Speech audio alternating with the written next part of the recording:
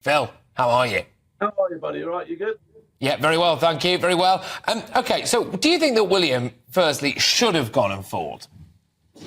No, I don't necessarily think that he had to go and fight. I don't think we're not in the 1300s anymore. The king isn't the hardest man in the country, wielding a sword and flying the flag, is he? Do you know what I mean? So, you know, he was probably best placed where he was, to be honest.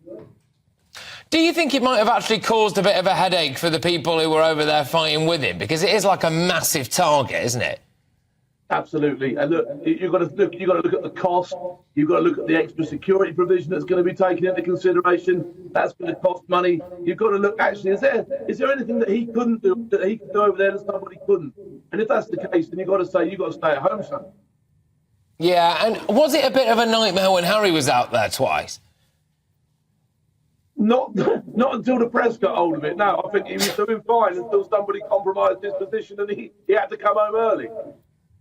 Yeah, fair enough. So people like me, basically, although in my defence I wasn't actually reporting at the time, so yes. But I'm not going to blame you for this one, Patrick. I'll let you off this one, all right? You let me off this one, yeah, exactly that. But do you think, though, that there is any kind of thing for the British public that they like to see their potential future monarch out in the field in Afghanistan? Is it possible to protect someone? This is what I'm saying, because would it have actually been that dangerous? Because would they not have surrounded him with people like you?